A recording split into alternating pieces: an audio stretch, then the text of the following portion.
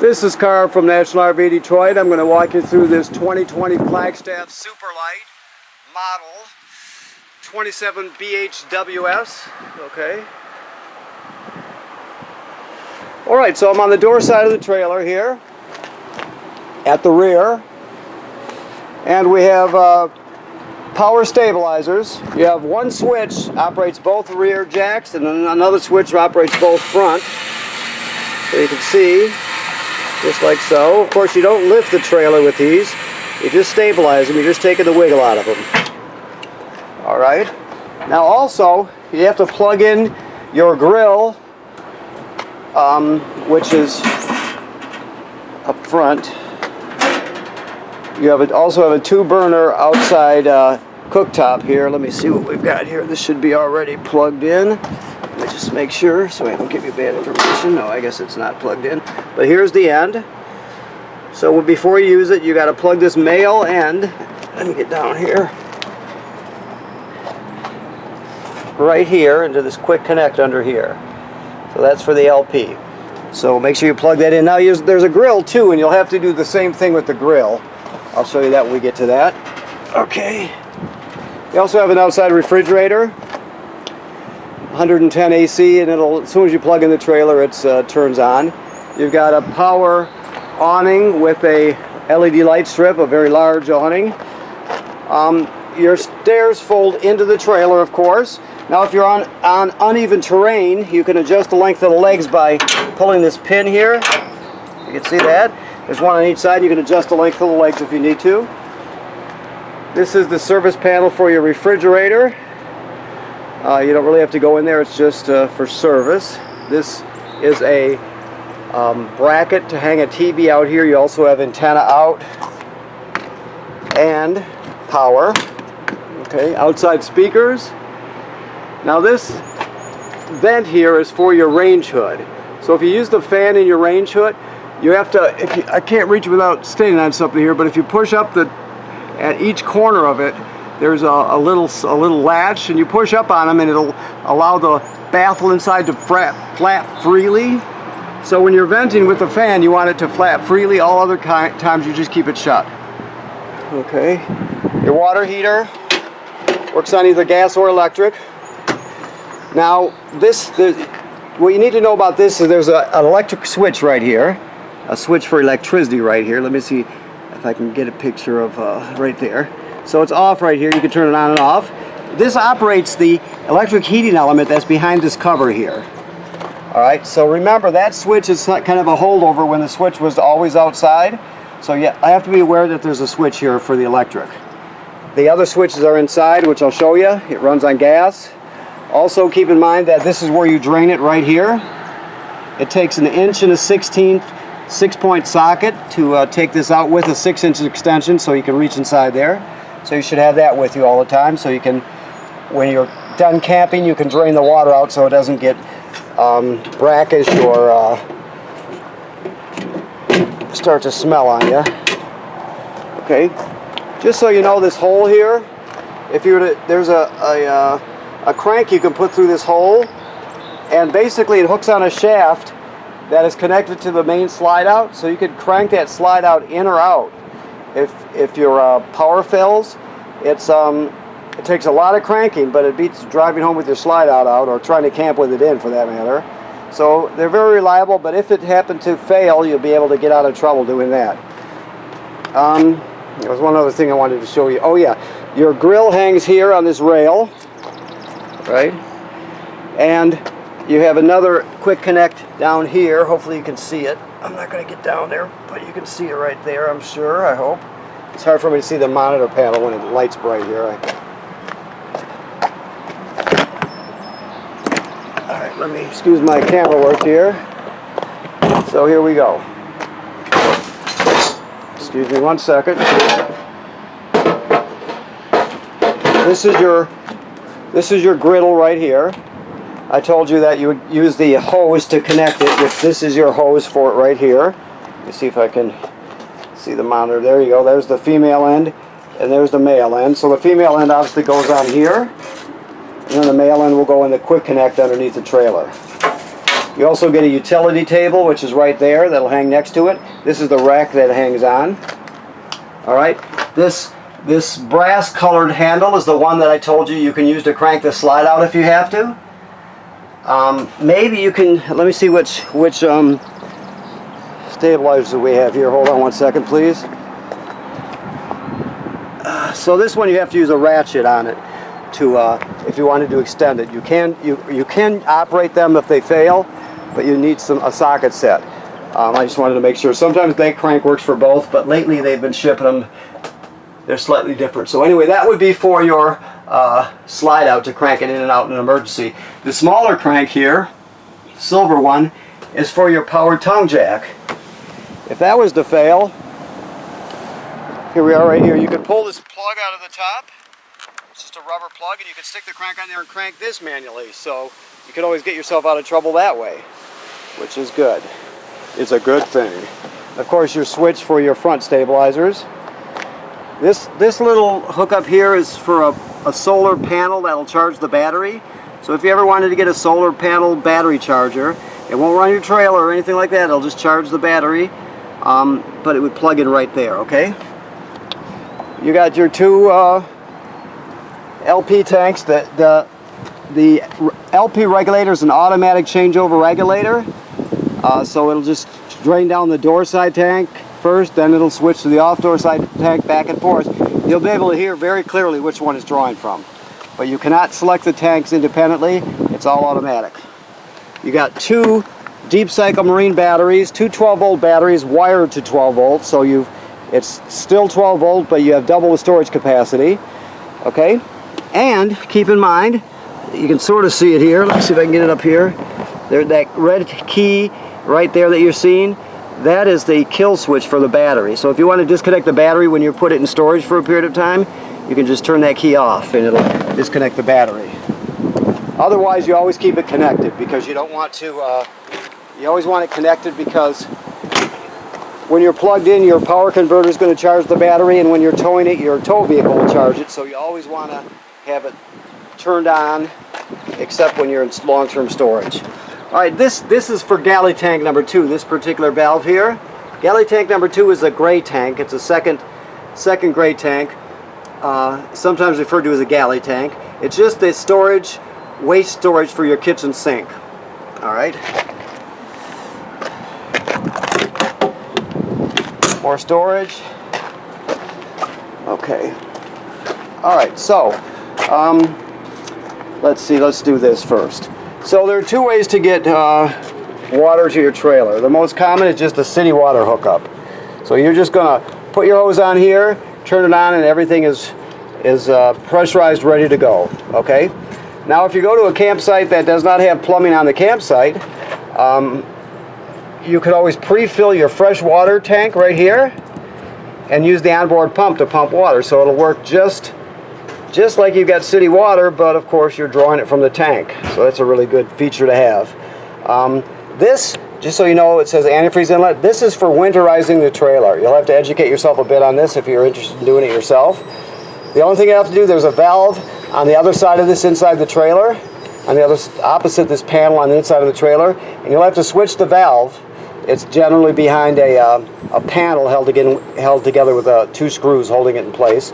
I'll let you know when I get inside there, but I'm sure that's what it is. But you'll have to switch the valve. So normally when you turn the water pump on, it'll draw from the fresh water tank like we just talked about, right? But if you want to winterize, you'd make up a hose that fits in here and goes down into and you can put it into a gallon of antifreeze, the other end of it, and then you would switch the valve inside, so instead of drawing from the fresh water tank, the pump will draw through here and winterize it that way, okay? This is your black tank flush here. So what the black tank flush does, you have a gray tank valve here, and then you have your black tank valve here, okay? Black tank is obviously toilet water and waste. The gray tank is sink and shower water. So you put your hose on here, obviously, and the other end goes to the dump station. Then you dump your black first. After that dumps, you dump your gray. Just because the gray is cleaner water, it'll just clean out your hose a bit. It's cleaner than the black water, obviously. Then you can hook your hose up to this port right here, the black tank flush, and it'll spray the inside of your black tank. Just always make sure, like it says on that sticker up there, to always make sure the valve is open for the black tank before you turn the water on. You don't want too much pressure to build up in there. But basically it's going to spray the sensors and just generally spray out the inside of your black tank to keep it clean. Okay?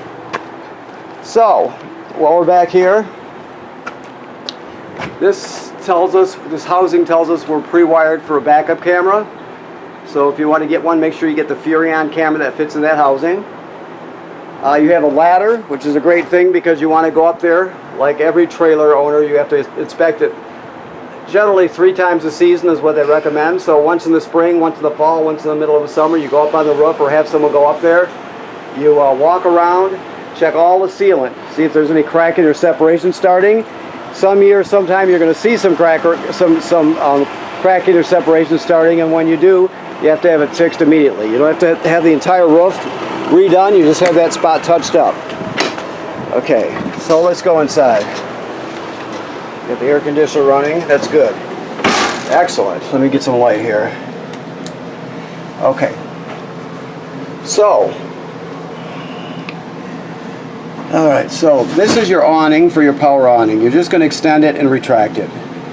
Just remember, don't leave the awning out unattended. If you're not going to be at the campsite, make sure you roll it in so it doesn't get damaged by the wind. You have your 2 slide outs here, your main slide out and your wardrobe slide out here. These are just lights.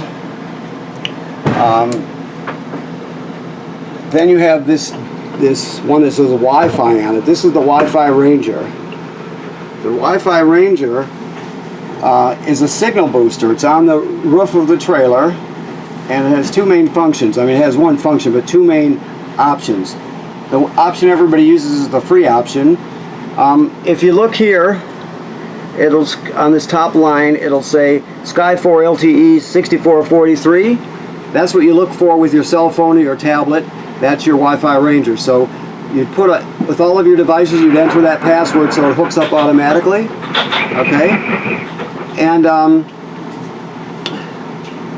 when you want to see what the Wi-Fi Ranger sees, let's say you have to hook it up to campground Wi-Fi, you go with a browser, you go to this IP address here on the bottom line, and that'll take you to the page for the Wi-Fi Ranger, and you'll be able to see the campground Wi-Fi and everything else, and connect to that. The temporary password is right here. Change me now 6443. Obviously that's you, so you would change that to something you all can remember.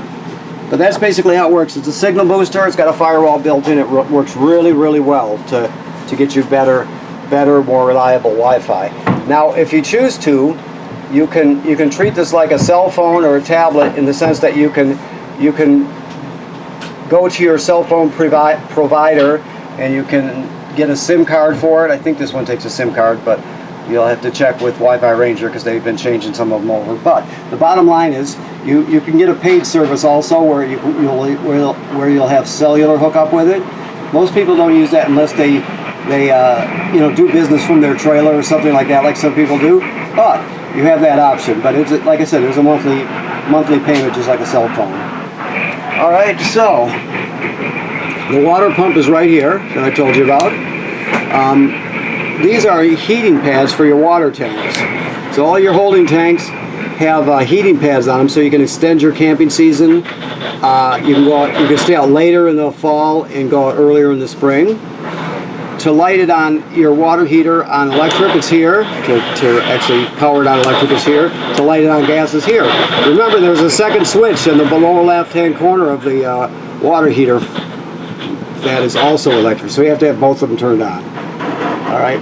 Always make sure there's water in the water heater tank before you turn it on. All right. So you can check your battery here, which is charged. Always make sure you check it when you're not plugged in.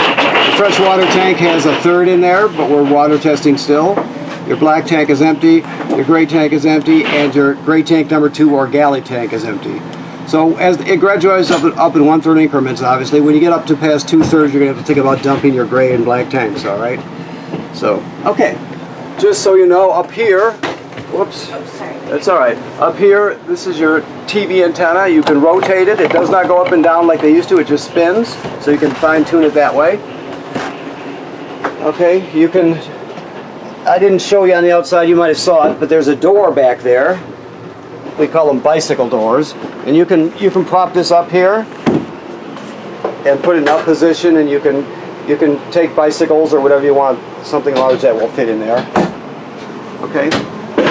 All right. So your sound. This plays CDs and DVDs, obviously. You can stream off this USB here. You can go into the system with this HDMI here. You can hook up wirelessly with Bluetooth and stream off your phone or tablet. And it has 3 speaker zones. 1 is this room here, 2 will be the bedroom, and 3 is the outside speakers. Now, if you push Z3 here, you can set a different source for the outside speakers and a different volume. So if you're watching a disc in here, you can still set the radio outside to any station you want at any volume you want, independently of what's going on in here. That would be zone 3. Okay? You can read up about it also. There's obviously typical functions like alarms and your clock and that sort of thing, but there's a lot you can do with it. So keep that in mind. Of course, your TV folds out here and you got storage behind it. But one thing to know is that this, I don't know if you can see it, it's green right there. This is the signal booster for your digital antenna. I can shut it off by doing that, but you're always going to want it on like that. So you get a good picture, a good strong signal, and it won't fade out or get noise or anything. Sorry about that noise. That's our guy washing the outside of the trailer. He picked an unusual time to do it while I'm doing this, but what are you going to do? Hopefully you can hear me okay. This is a gas absorption refrigerator, therefore it will work on 110 AC or it will work on LP gas. So basically you got on and off, there's on, and you got auto or gas. You go to auto, like that. Auto means electric. The reason they call it auto is because it automatically seeks out electricity. If it can't find it, it'll automatically switch to gas. Or if you're running on electricity and you have a power failure, it'll automatically switch over to gas so you don't spoil your food. So that auto's where you're almost always going to set it. You can dedicate it to gas just like that, but generally speaking, you're going to do it just like that, okay? And I want to remind you that there's a packet in here, right over there, and there's a manual for every appliance in here and most of the components. So you can always refresh your memory that way, or go to online videos by the manufacturers, which is a good way to go too. This thing here is called a thermistor. You can see the wire that's going up to this clip here. This is just a clip that holds the thermistor into place. The thermistor is actually the cylinder that's on the end of this wire. But the main bottom line is that the higher you go with it, the cooler it gets in the refrigerator. So you're going to basically put this up as high as you can get it and keep it there. If it starts to frost up, you'll back off, but generally speaking, you're going to have it up all the way. Okay, so I don't know if I've got the gas turned on here. I guess we'll find out here. Let me see. Yes. So you just spark it right here to light the burners. You got obviously 3 burners, 3 knobs. That's pretty self-evident. Now the oven itself has a pilot light. And if you go down to the bottom here, all the way to the back is a pilot light. You can see, maybe you can see that I'm sparking it right now. Yeah, you can see it. So what you do is you come here to the oven knob, you go to pilot, and then depress it. You hold it in, you keep holding it in, then you're going to spark it.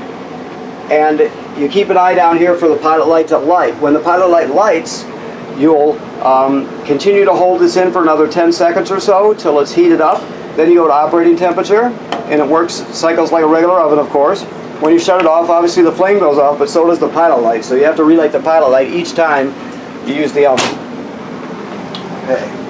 This device down here below the refrigerator is a excuse me, a power converter. What it does is converts 110 AC to 12 volt DC. So on this side you see you got regular household type circuit breakers. They're all 110 AC and they're labeled. Then the power is converted on this side to 12 volt DC. You have 12 volt fuses, which are all labeled here. If any of these fuses were to blow, they'll actually light up, and you will be able to see it through this tinted plastic here. So you would know that a fuse blew. Also, when you're plugged in to shore power, it will also keep your battery charged. So it'll sense how much energy your battery has, and always keep it charged. Alright. Another thing, this thing next to it is your carbon monoxide and LP gas detector. So I'll set it off here so you can hear it. So it'll warn you if there's a carbon monoxide buildup or an LP gas leak. That slow beeping is telling you your battery is low. So it does three things. If it beeps very slow like that, it's telling you there's a low battery. The other ones will tell you whether it's carbon monoxide or LP gas. The bottom line is it should always be green like that, and if it's not, you have to get it serviced. That's the first most important thing. And then also, if it does go off, you're going to gather everybody up and take them outside, shut the gas off at the front of the trailer, and then figure out what's going on, okay? 9 times out of 10, it's an oven knob that's been left on, but you always want to be careful. So if it goes off, you pay attention to it. Don't ignore it, obviously. Not that you could ignore something that loud, but... Okay. Okay, so this trailer has 2 GFCI plugs in it. This one and probably one in the bathroom. I'll look when we get in there. But just keep in mind, all the plugs are wired through a GFCI, even the one on the outside. So if you're using something outside that pops, you're going to have to reset it in here, either at this one or the one in the back of the trailer. Okay, let me see here. You got a table extension that goes right here, which is probably in this box here. Yes? Yep, right there. So that's your table countertop extension. You have a charging port there. There's other charging ports around the trailer. This is a 50 amp system, right? So that means it's pre-wired for a second air conditioner. So keep in mind that the air conditioner, this vent would be removed and you can put another AC right in here. They started wiring them this way just because people in the South,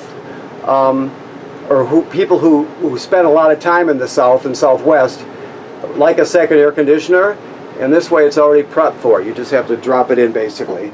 I want to look over here. Yes. So over here at this light switch, it says a little sticker that says AC prep sensor. That's just telling us that this will be zone 2 if you ever put an air conditioner in here. And there's wiring behind here that you would use to hook up the sensor, so the thermostat can access it and see what the temperature is in this part of the trailer. Also, you have a TV backer there, and you got a hook up here and power. So you would want a swing out bracket that swings out. This swings out towards the bed, obviously. I suggest if you get one, spend a little extra money and get the one that locks into place when it's closed. That way you don't have to hang straps or anything. You just lock it and latch it, and it's a much cleaner install. It looks better. It's just better all the way around. Your emergency windows operate like this. You're just going to push it through. Of course, if you had to escape, you'd push this all the way through. You would grab a hold of this red tab and pull the screen out, and then you can access, or you can escape that way. Okay. Your table, you always want down when you're traveling, because you don't want it to bounce and break something. So to bring it down, you would just push this button to the right and it'll unlatch it, and then you'll collapse it at these hinges and set the table on these cleats here. There's 4 of them, or actually probably 5. There's probably one in the middle back there too, but you can see them. So you put that in a down position when you're traveling. Also, you can use the back cushions and put them in, fill in the space, and you can use that as a bed. Also, you have a second bed here, which is actually pretty nice. You will pull these cushions right off, and then you'll grab it in the center and pull it out, and and 2 panels will come out, and then the back will flip down into place, so they have a 3-panel foam hide-a-bed, which is really not bad as hide-a-beds go. So you have that option also. Okay, let's see, what have I forgot? Okay. So here we are. So this is the second GFCI I told you about. So there's 2 of them in here. This one's in the bathroom, of course. You've got a really nice fan here. You pull this down to unlock it in case it gets locked. This is like that, unlocked. You got 4 speeds. It's got a kill switch, so you have to open it up in order for it to turn on. You have a cover over it, a vent mate, which covers it so you can open up during the rain and that sort of thing. And like I said, you have 4 speeds. Always use the fan with the shower so you can pull the humidity out, because these trailers are built super tight these days, and you want to be able to vent the humidity out so you don't you don't create an environment where mold or mildew could grow. Just so you know, this device here on the shower is called a water miser. Basically, it's a water recirculator. So when you turn on hot water, normally it would just flush down the drain while you're warming it up. It would flush down the drain into your gray tank, taking up space in your gray tank. Or if you're in a drought area, it'd be using up water you don't need to use up.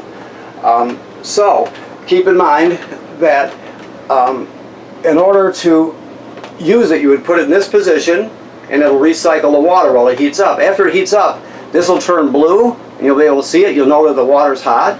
Then you would just put it into this position. It's like a regular shower. But when it's like this, it's in recirculation mode or water miser mode, and you won't be wasting water or wasting space in your gray tank. So it's a kind of a neat thing. All right. Again, there's literature on all these different appliances and gizmos, but you can go to their websites and look at their product videos also, because that's a really good way to get information. Now with the toilet, the main thing to remember is that you can't use it dry or without chemical. So right here you got a flush pedal, right? The black tank is directly below, right?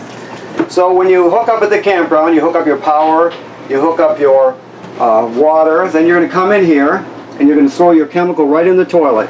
Whichever brand you use, you'll read the directions. You'll use one dose, put it right in there, and then you'll step on the pedal. Obviously water will come swirling out, and you're just going to stand there and let it fill till you put about a gallon or so of water in there. No more than 2 gallons. You figure a gallon, 2 gallons, somewhere in there. There's no way to tell exactly what that is. You just have to use common sense and get water in there. The bottom line is you have to have some water and chemical in there when you start using it. Let's say you were going to stay at the campground for another week, but your tank was full and you had to dump it. You go ahead and dump it, but then you would have to come back in here because your black tank is now empty. So you'd have to come back in here, put some chemical in it, and a gallon or so of water to get going again. All right. Also, when this flushes, it'll only fill about up to here. So keep in mind, there's a spot here where you can push this pedal down and it activates the water valve but won't open the trap. So you just push it down a little bit and you can fill it as high as you want with water before you use it. You just have to do that each time before you use it. Okay. Alrighty, I think we've covered everything. Let me look around here. As add-ons go, you can always add vent mates, which are vent covers to the roof. It's a good do-it-yourself project if you're good at things like that. Otherwise, you can have it done. But you have them added, and that way you can open your vents during the rain. And not only that, when you put it into storage over the winter time, you can open them each about an inch or so, and it gives you airflow. So it just makes it more difficult for mold or mildew to get a hold because you have airflow. So it's a really good thing to add if you ever consider adding something on that. It's a good thing to do. I mentioned that you have to winterize this trailer, of course. You may know all this. I don't know what your level of experience is, but you may know all this already. But the bottom line is you can't get antifreeze into the water heater tank. You have to turn the bypass valves on the back of your water heater before you pump any antifreeze in. Just so you know, your water heater is back here. You can access it by removing this panel or by pulling the drawers out too. These drawers come out by, you can see there's a tab here. You push one down and the one on the other side you pull up, and the drawer will slide right out. You can access the valves on the back of the water heater so you can bypass it. I also told you that there's you can access the water heater or the water pump, and you can change the valve so you can draw antifreeze through the outside of the trailer. That would be done here. So again, you got 2 screws holding this panel in place. They're just numbered 2 square-headed screws. You remove that and you'll be able to access that valve that I told you about, plus there's a water filter canister.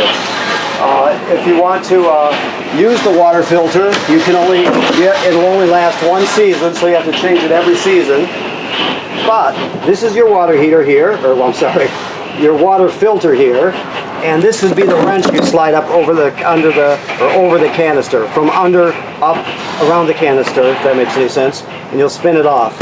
And this is That's the filter. So you can do that, and it's a carbon block type filter, so it takes out some sediment and takes out chlorine and that sort of thing. Cleans up the water a bit. So if you choose to use one on the hose, you know, a lot of people use the one that attaches to the hose. Don't double up on them, or it'll decrease your water flow too much. So you either use one or the other. Also, this is just stuff that comes with a toilet paper roll if you ever wanted to use it. Most people use a stand because, you know, you're going into just 3/16 panel unless you hit a stud. And to find a stud in the place that you want to hang the toilet roll, it's just pure luck if you find the right spot. So most people just use a stand, that sort of thing, but you have the option that's here. So, okay? All right. Let me see if I forgot anything here. I think I pretty much got it though. I'm looking for the thermostat. I know it's around here somewhere. Oh, here we go.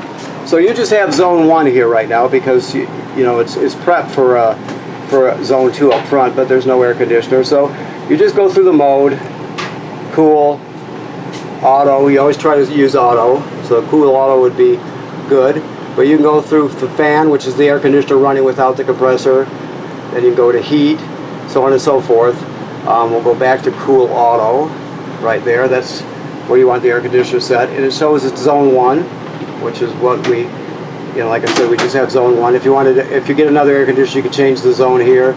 You can also go from system to system here. It's pretty self-explanatory.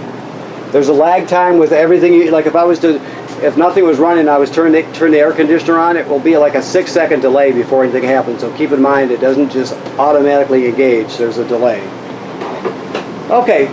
All right. Well, thanks for buying your trailer from National RV Detroit. Remember what I said, you need to inspect the roof 3 times a season at least. Always bypass your water heater before you pump antifreeze into it.